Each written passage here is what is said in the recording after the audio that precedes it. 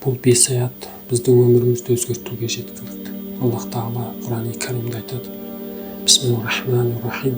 Я юханнас у'буду раббакумуллази халақакумуллазина мин қабликум лааллакум таттақун. Ей адам баласы, сендерден бұрынғыларды жаратқан Раббыларыңа құлшылық қылыңдар, әрине сақтанған боларсыңдар дейді.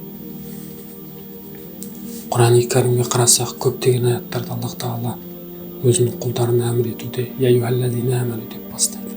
Ей иман келтіргендер деп. Неге? Құранның басында айтылғандай «Зәликал китабу ла райба фиһи һудан лил-муттақин». Бұл кітапта ешбір күмән күту жоқ, тақуалар үшін тура жолды көрсетуші бір кітап дейді. Яғни бұл Құраннан тек иман келтіргендер ғана үгіт насихат ала алады.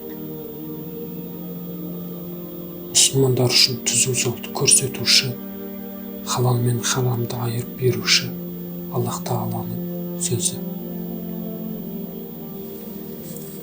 Бұл аятта Аллах Тағала «Я юханнас» деп барша адамдарға қатысты айтып отыр. Адамдар негізінде 3 топқа бөлінеді. Біріншісі өзінің мұсылманмын деп, бірақ иман жүрегіне жетпегендер, мұнафиқтар. Екіншісі ақиретті жоққа шығарушы кәфірлер. Үшіншісі намаздарында немқұрайлы болған мұсылмандар. Бұл аят яғни баршамызға қатысты. Нағыз бақыт ол Раббыңды танып, оған құлшылық етуде, және жетістікте сол, құтылуда сол. Аллах Тағала осыны айтып отыр. Егер Раббыңды танымаған болсаң, онда келесі аят сен үшін. Ол қандай Алла?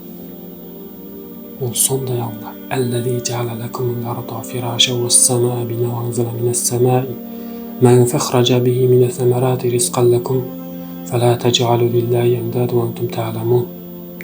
Ол сондай Алла жерді төсек, аспанды төбе етіп жаратты. Әрі көктен жаңбыр жаудырып, сол арқылы сендер үшін әртүрлі өсімдіктен ризық шығарды. Сондықтан біле тұр Аллаға ширк қатпаңдар дейді. Аллах Тағала өзінің құлдары үшін сондай бір әлемді жаратты, аспанды жаратты, тауларды жаратты. Сол аспаннан жаңбыр жаудырып, біздер үшін көптеген сан мың түрлі өсімдіктер, жемістер шығарды.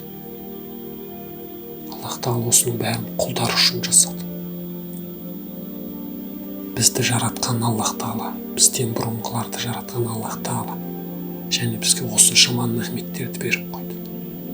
Енді біз қалай Аллах Тағалаға құлшылық етпейміз? Қалай Аллах Тағаланың әміріне қарсы шығамыз? Және де осының барлығын біле тұрып ширк қосамыз. Отпен аластау,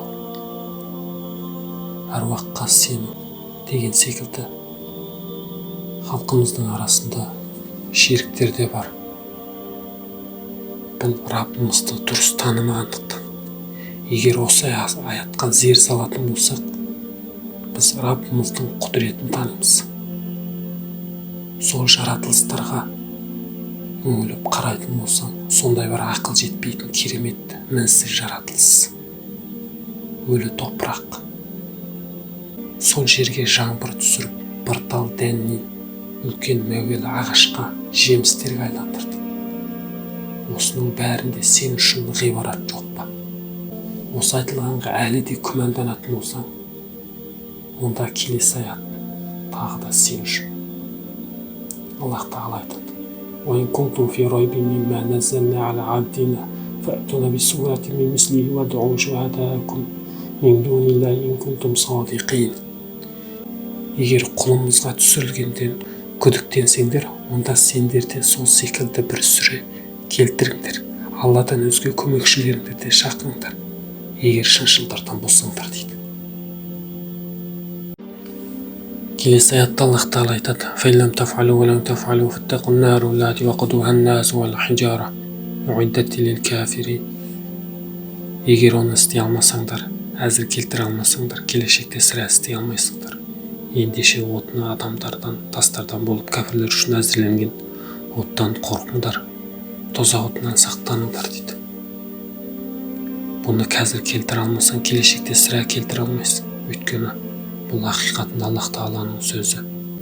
Осы айтылғандардан үгіт алып, ақиқатқа жақындаған болсаң, Раббыңа құлшылық қылсаң, онда келесі мүміндер үшін үшленген аяттан сен де үміттенсең болады.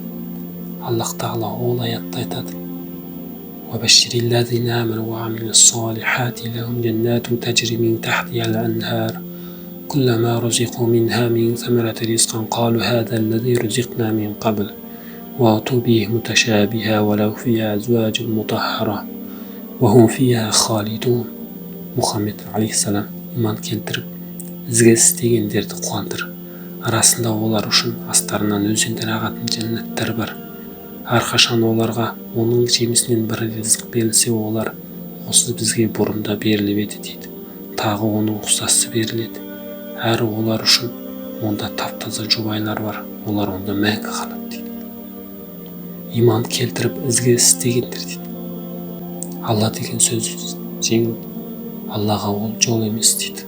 Сондықтан иман келтіріп мен мұсылманмын деу жеткіліксіз.